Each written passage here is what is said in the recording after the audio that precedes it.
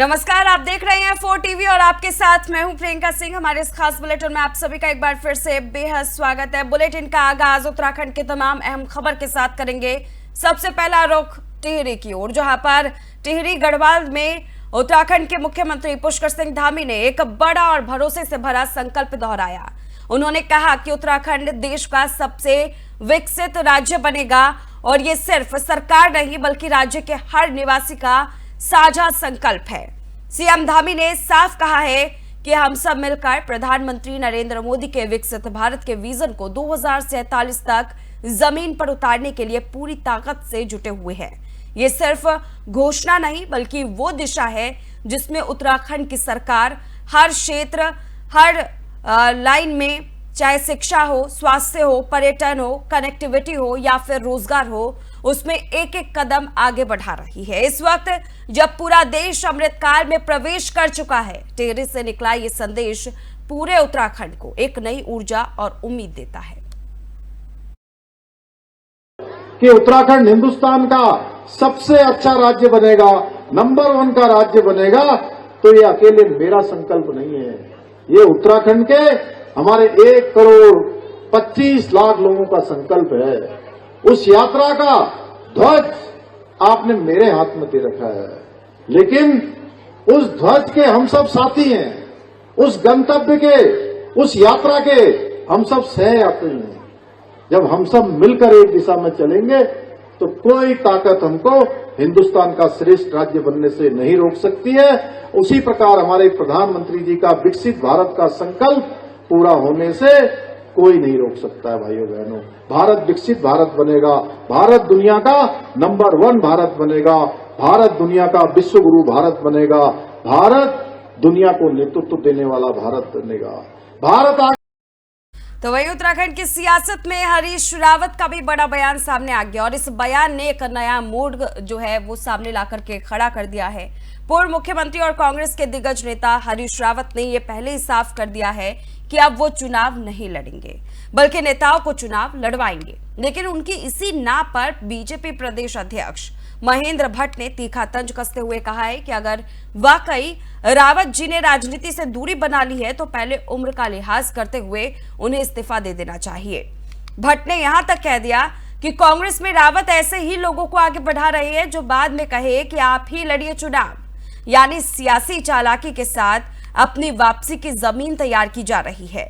अब देखना यह है कि हरीश रावत की ये ना वाकई अंतिम है या फिर चुनावी रणभूमि में कोई नया अध्याय खुलने वाला है। सुनिए महेंद्र भट्ट का ये बयान। देखिए, जिसको चुनाव नहीं लड़ना होता वो आक्रोश में कभी आ नहीं सकता है। उनके आक्रोश में आने का कारण यही है कि वो बोल कुछ और रहे, करेंगे कुछ और जो व्यक्ति 2-2 स्थानों चुनाव लड़ने की महत्वाकांक्षा रखता हो, वो व्यक्ति आज ये कहे कि मैं चुनाव नहीं लड़ रहा हूँ, इस बात का आशय है कि कांग्रेस के अंदर वो एक ऐसी टीम खड़ा करना चाहते जो कहें हरीश रावत जी आप चुनाव लड़ो, ना के पीछे हाँ की अपेक्षा वो चाहते हैं। और इसलिए मैंने कहा कि व्यक्ति चुनाव न लड़ना ये शब्द नहीं होता है। मैं राजनीतिक संन्यास ले रहा हूँ इस बात को कहने की स्थिति में जब हरीश रावत जी आएंगे तब जनता को विश्वास होगा कि हरीश रावत जी इस बात को कह रहे हैं, उसको धड़ उतारते कि नहीं उतारते। इसलिए मैंने कहा था कि उनकी उम्र इतनी हो चुकी है, उनकी उम्र के अधिकतर लोग ले चुके हैं। उत्तराखंड राजनीति में उनकी उम्र के लोगों ने राजनीति से दूरी बनाई है। इसलिए मैंने एक वरिष्ठ नेता के नाते, कांग्रेस के हमारे प्रदेश के मुख्यमंत्री रहे, कांग्रेस वरिष्ठ नेता रहे हैं, उनको भी थोड़ा अब हिम्मत दिखाकर राज्य के हित में दल से ऊपर उठकर विचार करना चाहिए और वो राजनीतिक संन्यास लें और सकारात्मक रूप से भारतीय जनता को अब तो लगातार बीजेपी की सरकार आने वाली है। तो वहीं उत्तराखंड में लेखपालों की नाराजगी अब सड़कों तक पहुंच चुकी है। राज्य भर के लेखपालों ने अपनी कई मांगों और संसाधनों की भारी कमी को लेकर 3 दिवसीय कार्य बहिष्कार की घोषणा कर दी है। इसी क्रम में विकास नगर के लेखपाल भी आज से काम पर नहीं पहुंचे और कामकाज पूरी तरह से ठप कर दिया गया।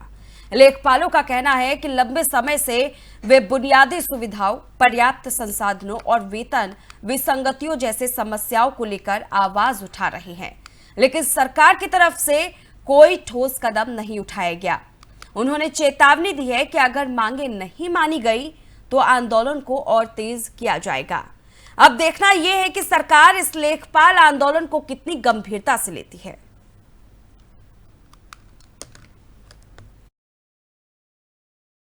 कार्यक्रम है, ये हमारी प्रदेश राज्य कार्यक्रम का आह्वान कर चुका है, जिसमें हमारा 3 दिन का फिलहाल सांकेतिक घटना प्रदर्शन है, जिसमें हमारी मुख्य मांगे हैं। एक तो हमारे इस टाइम चल रहा है कि अंशदान का काम, जो हमारे यहाँ एसडीएम कोर्ट से 2-2 साल में अंशदान के जो पूरे नहीं बन पाते हैं, उनको ये कह रहे हैं कि आप तुरंत इसे करो बिना संसाधन के। दूसरा क्या, आपका अंशदान करेगा, आप दिल्ली रहते हो, कोई बाहर रहता है, तो उसको अब तय कैसे करें, इसकी प्रक्रिया होनी चाहिए। या तो उनको नोटिस जाए, वो अपना उपस्थित हो, हमने यहाँ से काट दिया, कल को उस पर भी विवाद उत्पन्न होगा। तो हमारा कहना है कि जिस तरह का ये काम है, टिपिकल काम है, इसके लिए तो हमारे को मैन पावर भी चाहिए, दूसरा हमें संसाधन चाहिए। ये व्यक्तिगत फ़ोन है हमारे, जिससे हम काम कर रहे हैं। सरकार की वैसा आज तक ना तो कोई लैपटॉप, हम उसके जन सेवा के काम जो हमारे आय प्रमाण पत्र वगैरह वो भी अपने फ़ोनों से ही करते हैं। इसके लिए हमें आज तक कोई सरकार ने कोई संसाधन नहीं दिया। इस तरह की हमारी ये मांग है कि आप इनको संसाधन बढ़ाओ, और दूसरा हमारे साथ मानवाधिकार को एक्स्ट्रा दो, और तीसरा अनुसंधान में कोर्ट की प्रक्रिया है वैसे ही पहले से। अब आप इसे शॉर्टकट तरीके से चाह रहे हो, तो उसके लिए कम से कम जो है उसमें नोटिस की व्यवस्था बनाई जाए, जो टिपिकल खाते हैं, जो सिंपल है, 2 भाई 1 बड़ा 2 का। तो वही विकास नगर की तस्वीर अब बदलने जा रही है। करीब 9 करोड़ 97 लाख रुपए की लागत से बनने वाली कैनाल बाईपास रोड का शिलान्यास आज विधायक मुन्ना सिंह चौहान के हाथों हुआ। इस मौके पर लोक निर्माण विभाग समेत तमाम संबंधित विभागों के अधिकारी और क्षेत्र के सम्मानित नागरिक मौजूद रहे।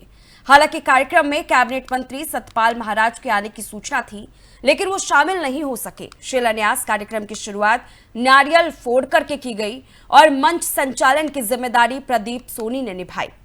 अब देखना होगा कि ये बहुप्रतीक्षित सड़क परियोजना विकास नगर के ट्रैफिक और कनेक्टिविटी को कितनी राहत देती है। में लाद के स्वीकृति हुई है। 10.5 किलोमीटर है हमारा लक्ष्य है इसको जो है लगभग 1.5 साल में पूरा करने का। तो उससे पहले कोशिश करेंगे हम जितनी भी जल्दी हो सकता है जनता को, पब्लिक को जल्दी से जल्दी सुविधा देने का प्रयास रहे। रोड क्या क्या इसमें काम होंगे? इसमें 7 मीटर चौड़ाई में हम पेंटिंग करेंगे, EVM VC होगी, और जो आबादी क्षेत्र है विकास नगर के व्यापारियों को, विकास नगर की महान जनता को और यहाँ के सभी पॉलिटिकल वर्कर्स को, सभी सामाजिक कार्यकर्ताओं को बहुत बहुत बधाई। और एक शानदार रोड बन करके तैयार होगी। बहुत बड़ी धनराशि स्वीकृत हुई है, और जैसा मैंने कहा कि इस रोड को और भी अपग्रेड करने के लिए यदि कहीं पर किसी चीज़ की जरूरत पड़ेगी तो अतिरिक्त धनराशि भी स्वीकृत कराई जाएगी। इसलिए विभाग के आज सब उच्चाधिकारी यहाँ पर हैं, सुपरिटेंडिंग इंजीनियर यहाँ।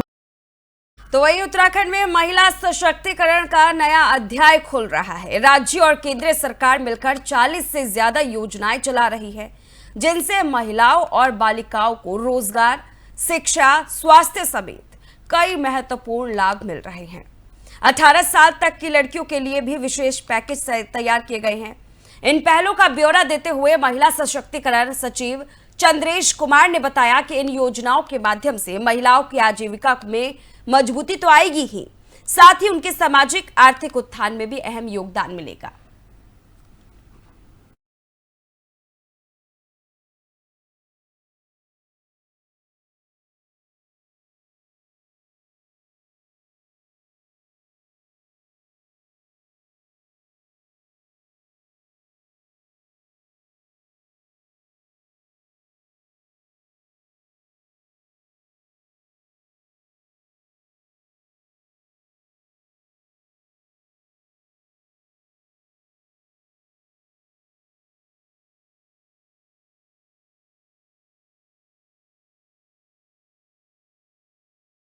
तो वहीं उत्तराखंड सरकार राज्य के पौराणिक और ऐतिहासिक मंदिरों को नई पहचान दिलाने में जुट चुकी है। इसी कड़ी में मानस खंड मंदिर माला मिशन की शुरुआत की गई है, जिसके तहत कुमाऊं मंडल के 16 मंदिरों का धार्मिक, सांस्कृतिक और पर्यटन की दृष्टि से विकास किया जा रहा है।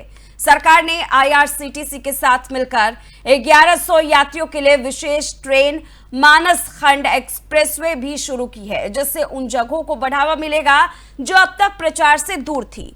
पर्यटन मंत्री सतपाल महाराज ने इसे राज्य की सांस्कृतिक पहचान को मजबूत करने वाला कदम बताया है।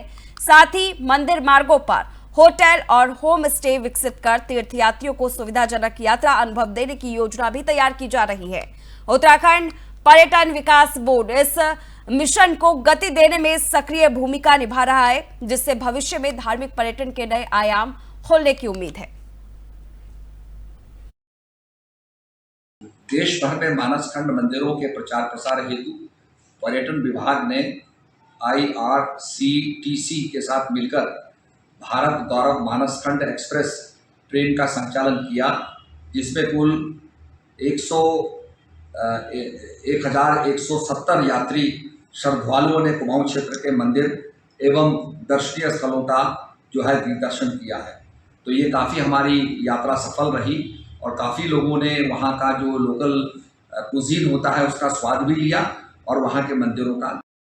तो ये हरियाणा के पंचकुला से एक दिल दहला देने वाली खबर सामने आ रही है, जहां एक ही परिवार के 7 लोगों ने सामूहिक आत्महत्या कर ली है, जिनकी पहचान प्रवीण मित्तल और उनके परिवार के तौर पर हुई है। बताया जा रहा है कि यह परिवार कुछ साल पहले तक देहरादून में भी रह रहा था।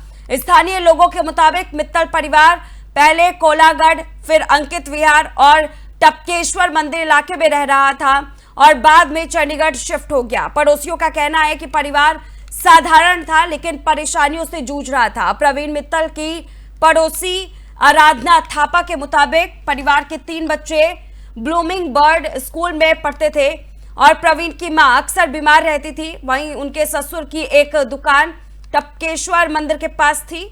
फिलहाल कर्जे या आत्महत्या की ठोस वजह सामने नहीं आई है। पंचकुला पुलिस जांच कर रही है और देहरादून पुलिस ने भी सहयोग की बात कही है, लेकिन एक पूरा परिवार एक साथ दुनिया को अलविदा कह जाए, ये समाज और सिस्टम दोनों के लिए गंभीर चेतावनी है। हमारे पड़ोस में रहते थे किराए पे और यहाँ 3 साल रहे होंगे, 3 साल वहाँ रह के चले गए थे वहाँ हरियाणा चंडीगढ़। तो मैंने नंबर था ही मेरे पे, मैंने फ़ोन करा, वो बिजी आता था, नंबर फ़ोन ही नहीं उठाया उन्होंने। परेशान होंगी तभी तो फ़ोन नहीं उठाया होगा उन्होंने। NGO में थे उनके पति और ससुर को दुकान खोल के दे रखी थी। बहू ने पेंशन भी बना के दी, माता पिता की, सास ससुर की पेंशन भी बनवाई बहू ने। यहाँ कितने टाइम रहे और कब? यहाँ तो 3 साल रहे हैं लगभग। और चले कब फिर उसके बाद 3-4 साल वहाँ रहे, 3 साल रहे होंगे वहाँ भी। यहाँ से गए हुए कितना समय हो गया? 5-6 साल हो गए समझो। 20-21 सन में गए होंगे मेरे ख्याल से। क्या उस बीच में कभी कोई लोग आते थे, कोई पैसा पूसा मांगने? ऐसे कभी सुना ही नहीं, ऐसी कोई बात ही नहीं हुई, कभी कोई बात नहीं सुनी हमने। बस यही कहा उसने कि किराया बढ़ा रहे थे, हमने इसलिए खाली करा। कितने लोग थे फैमिली में? 7 लोग। 2 माँ बाप होंगे और 2 बेटे बहू हो गए, फिर पोता 1, 2 पोतियाँ। क्या काम करते थे उसको? NGO बताया उन्होंने। NGO ससुर को दुकान खोल के, मतलब अपने पिता को दुकान खोल के दे रखी थी टपकेश्वर पे, पूजा पाठ की किताबों की। इनका नाम दुर्विका और डरिशा था। 2 जुड़वा बहनें थी और एक उनका भाई था बड़ा, 3 साल पता नहीं कितना साल बड़ा था, बट उनका नाम हार्दिक था और ये यहीं पर रहते थे पहले। उसके बाद ये नींबू वाला वगैरह चले गए थे एंड ये हमारे साथ पहले मिलने भी आ रखे हैं 2-3 बार। ये खेलते थे आपके साथ? हाँ जी। कैसा मतलब बिहेवियर कैसा था? अच्छा था। अच्छा, और जो मम्मी पापा थे उनके मम्मी पापा से इतनी बात नहीं करते थे, पर जैसे उनकी मम्मी हमारे पड़ोस में रहते थे किराए पे।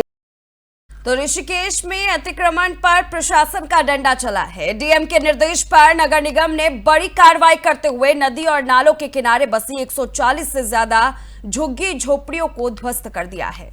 ये कार्रवाई सिर्फ अतिक्रमण हटाने के लिए नहीं, बल्कि शहर को सुरक्षित और स्वच्छ बनाए रखने के मकसद से की गई। खासकर बारिश से पहले ऐसे इलाकों को खाली कराना जरूरी हो गया था, जहां जल भराव और स्वास्थ्य संबंधी खतरे बढ़ सकते हैं। नगर निगम की इस कार्रवाई को प्रशासन की सख्ती और व्यवस्था बहाली की दिशा में एक अहम कदम माना जा रहा है। स्थानीय प्रशासन ने साफ कहा है कि अतिक्रमण किसी भी हाल में बर्दाश्त नहीं किया जाएगा।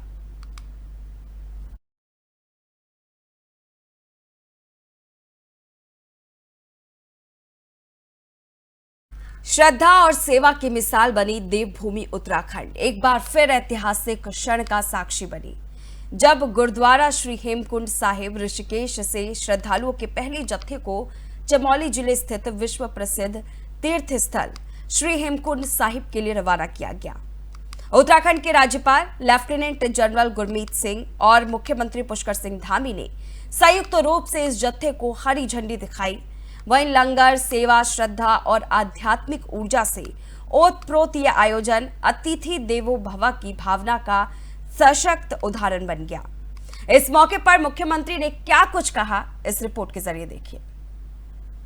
इस शुभ अवसर पर उत्तराखंड के राज्यपाल लेफ्टिनेंट जनरल गुरमीत सिंह और मुख्यमंत्री पुष्कर सिंह धामी ने संयुक्त रूप से यात्रियों को हरी झंडी दिखाकर उनकी यात्रा की शुरुआत कराई। परमार्थ निकेतन आश्रम के आध्यात्मिक प्रमुख स्वामी चिदानंद सरस्वती की उपस्थिति में इस आयोजन को और भी दिव्य बनाया गया। वहीं इस अवसर पर मुख्यमंत्री पुष्कर सिंह धामी और राज्यपाल लेफ्टिनेंट जनरल गुरमीत सिंह ने क्या कुछ कहा, आइए सुनाते हैं। 11 लाख श्रद्धालुओं ने अपने दर्शन कर लिए हैं और आज यहाँ से हेमकुंड साहब यात्रा का पहला जत्था भी रवाना हो रहा है। 25 तारीख को हेमकुंड साहब के द्वार खुलेंगे। सभी व्यवस्थाएं वहाँ पर पूरी व्यवस्थित तरीके से की गई है। सभी यात्री ठीक प्रकार से अपनी यात्रा करें, ठीक प्रकार से दर्शन करें, उसकी सारी व्यवस्थाएं ठीक प्रकार से वहाँ पर व्यवस्थित की गई है, बनाई गई है। मैं अपनी प्रधानमंत्री जी का बहुत धन्यवाद करता हूँ कि अब हेमकुंड साहब, केदारनाथ दोनों जगह जाने के लिए भारत सरकार ने प्रधानमंत्री जी के नेतृत्व में रोपवे का स्वीकृति प्रदान कर दी है। और इस रोपवे के बनने के बाद जो यात्रा हेमकुंड साहब और केदारनाथ की कठिन यात्रा होती है, वो कठिन यात्रा आने वाले समय में बहुत आसान यात्रा हो जाएगी। सुप्रीम सेक्रीफाइस का एक दृश्य दिखाई देता है। ऐसा लगता है कि पूरे राष्ट्र की जो भावना है वो इकट्ठी हुई है। पूरे उत्तराखंड के लिए ये बहुत सौभाग्य का दिन है कि पूरी दुनिया से, पूरे भारत से हर एक गुरु नानक नाम लेवा, हर एक सिख यहाँ आए हैं और हम सब का एक उनको देवता के रूप में, अतिथि देवो भव के रूप में उनको देखते हैं।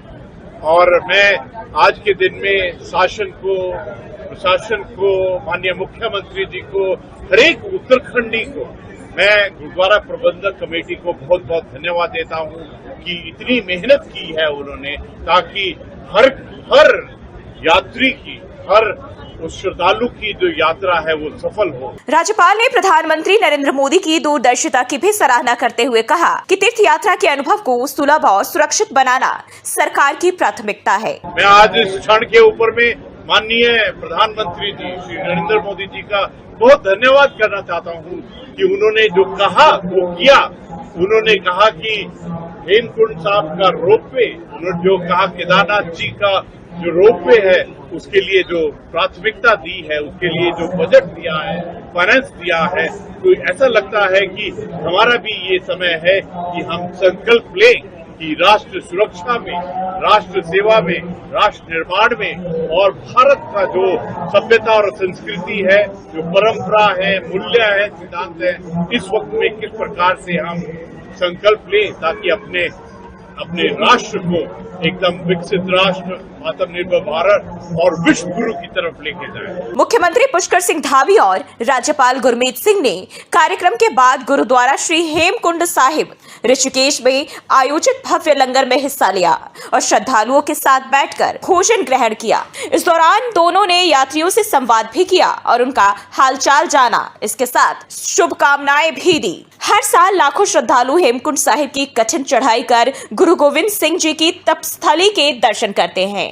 इस बार की यात्रा कई मायनों में ऐतिहासिक मानी जा रही है। न केवल श्रद्धालुओं की संख्या को देखकर, बल्कि सरकार की ओर से की जा रही आधारभूत सुविधाओं और भविष्य की यात्रा को और भी आसान बनाने वाली योजनाओं के कारण भी उत्तराखंड सरकार और भारत सरकार के संयुक्त प्रयासों से यह यात्रा श्रद्धालुओं के लिए न केवल एक धार्मिक कर्तव्य है, बल्कि एक सुखद और यादगार अनुभव। तो फिलहाल इस खास बुलेटिन में बस इतना ही। रुकेंगे एक छोटे से ब्रेक के लिए। ब्रेक के उस पार खबरों का सिलसिला जारी है।